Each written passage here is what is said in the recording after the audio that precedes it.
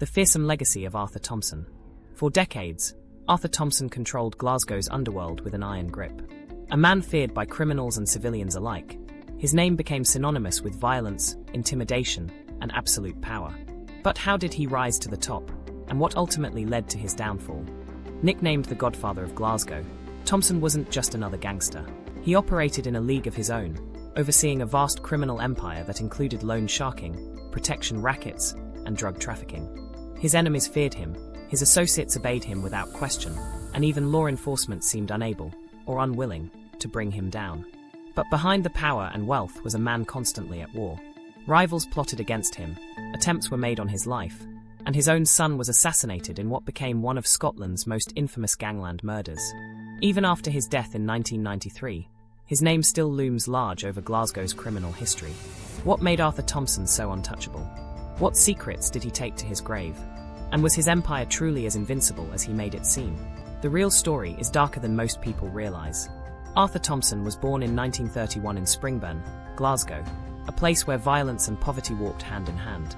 It was an area known for its tough streets, gang rivalries, and survival of the fittest mentality. Crime wasn't just an option, it was often the only way to get ahead. For young Arthur, life lessons weren't learned in school but on the streets, where the strongest ruled and the weak suffered. From an early age, Thompson developed a fearsome reputation. He wasn't just another street thug, he was smart, observant, and knew how to manipulate people. He started out as a street fighter, taking part in brutal, bare-knuckle brawls that left his opponents blooded and broken. Unlike most, Thompson didn't fight for pride or sport. He fought to dominate, to send a message. By his teenage years, he was already running with some of Glasgow's most feared criminals, working as an enforcer for local gangs. His job? Debt collection and intimidation. If someone owed money, Thompson made sure they paid, one way or another. Beatings, threats, and even extreme violence were all part of the process. But he wasn't reckless. He knew how to make an example out of people while keeping himself protected.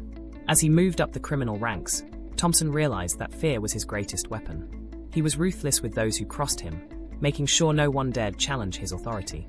If someone failed to pay a debt, they weren't just threatened, they were brutalized.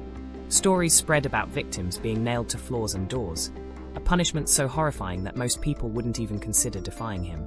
But Thompson wasn't just about brute force. He was smart, strategic, and highly ambitious. He saw beyond petty crime and started building his own empire, focusing on illegal moneylending, gambling rackets, and extortion. He carefully picked his allies and, just as importantly, knew exactly who to bribe and who to eliminate.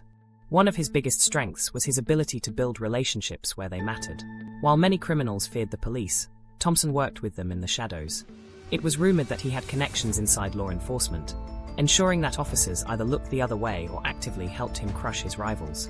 This only added to his aura of invincibility. By the late 1950s, Thompson was no longer just another Glasgow thug. He was a rising crime boss, someone who controlled businesses, crushed opposition, and had the police in his pocket. His grip on Glasgow was tightening, but power always comes with enemies. And for Thompson, the real bloodshed was only just beginning. By the late 1950s and early 1960s, Arthur Thompson had solidified his place as one of Glasgow's most feared criminals. But he wasn't just content with running loan sharking operations. He had his eyes on something much bigger, complete dominance of the city's underworld.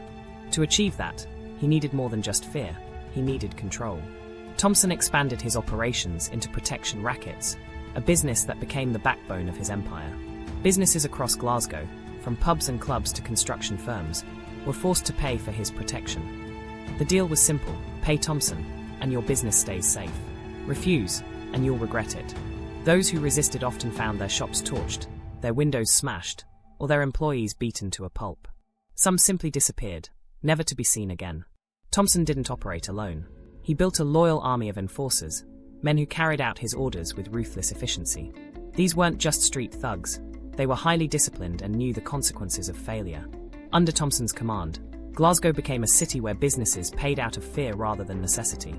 The police knew what was happening, but Thompson's network of bribed officials ensured that he remained untouchable. His power wasn't just limited to businesses. He also controlled the illegal gambling scene, running high-stakes card games, betting rings, and underground casinos. These operations pulled in huge sums of cash, and those who failed to pay their debts faced extreme consequences. His reputation for brutality only grew, with victims being subjected to horrifying punishments. Some were found with their knees shattered or their hands nailed to tables. But Thompson wasn't reckless. He understood that staying in power meant eliminating competition before they became a real threat. Rivals who tried to set up their own operations were swiftly dealt with. Mysterious disappearances and violent executions became common, with many believing Thompson was behind them. His message was clear: Glasgow was his city, and there was no room for challenges. Despite his violent tactics, Thompson presented himself as a respectable businessman, often wearing tailored suits and rubbing shoulders with influential figures. He wanted the appearance of legitimacy, even as he ruled Glasgow through fear.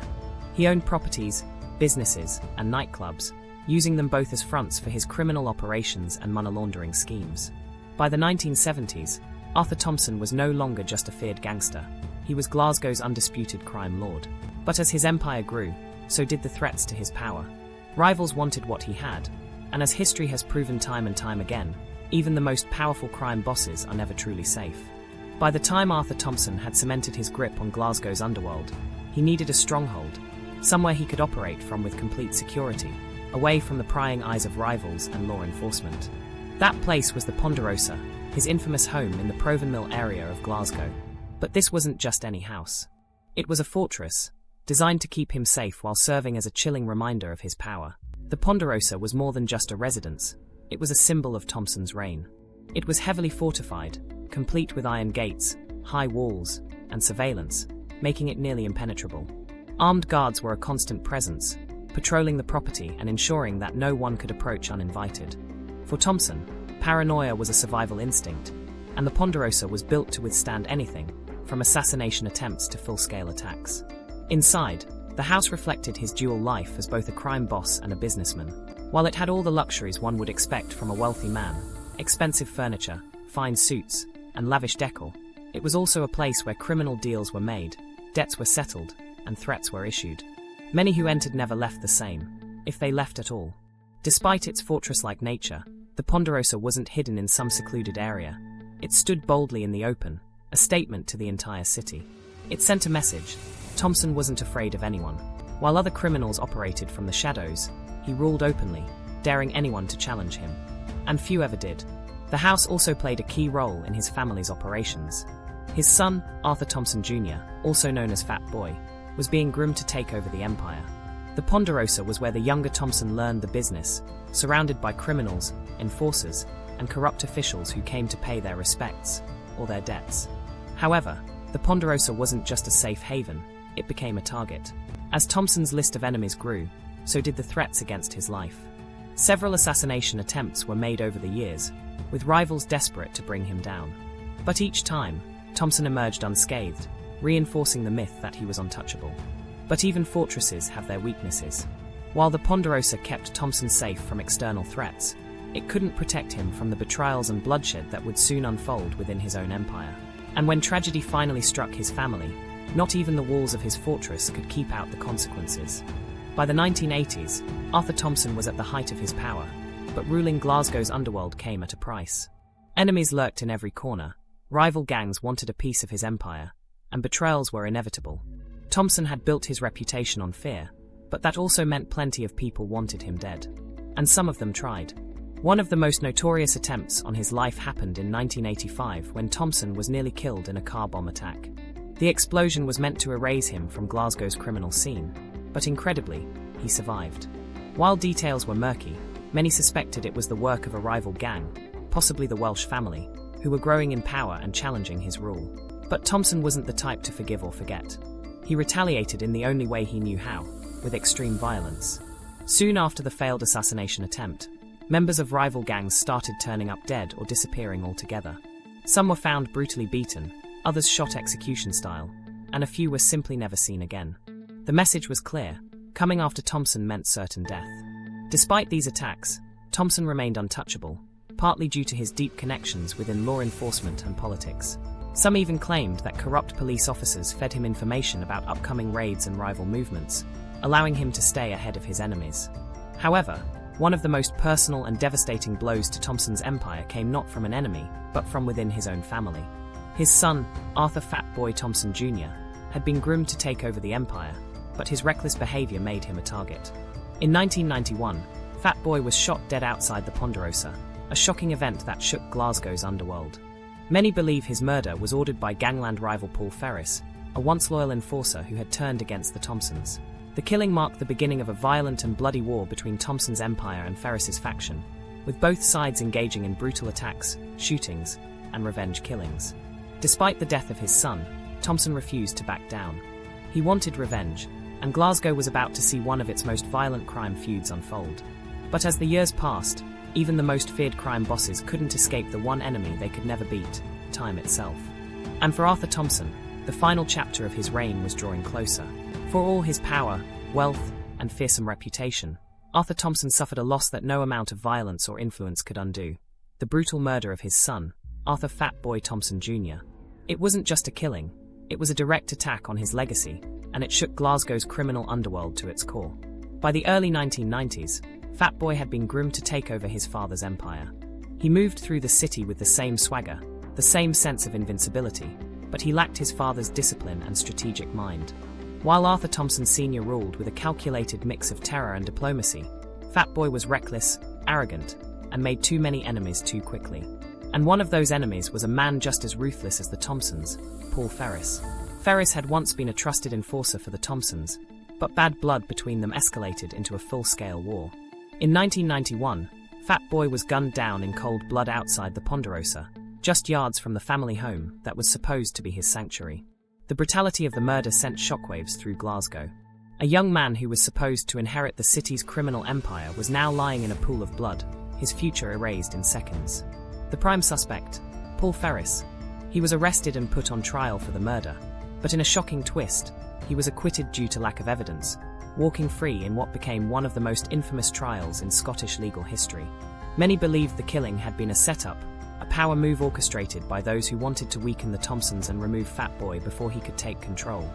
For Arthur Thompson Sr., this was more than just a personal tragedy, it was a declaration of war. He wanted revenge, and people on the streets knew it. Glasgow's underworld erupted in a wave of violence, with Thompson's men hunting down suspected traitors and rivals. Bodies turned up in alleyways, businesses were torched, and fear gripped the city once again. But despite the bloodshed, the death of his son marked the beginning of the end for Arthur Thompson. The once invincible crime lord was aging, his empire was fracturing, and the enemies he had crushed for decades were sensing an opportunity to finally bring him down. And they wouldn't have to wait long. The death of Fat Boy had set the stage for the fall of Glasgow's most feared gangster. By the mid-1990s, Arthur Thompson was no longer the invincible crime lord he once was. Age, loss, and years of violent feuds had taken their toll. The murder of his son had been a devastating blow, and while he still held power, cracks had begun to show in his empire. His enemies sensed weakness, and the police, who had often turned a blind eye, were closing in. Despite the changing landscape, Thompson never fully stepped away from the underworld.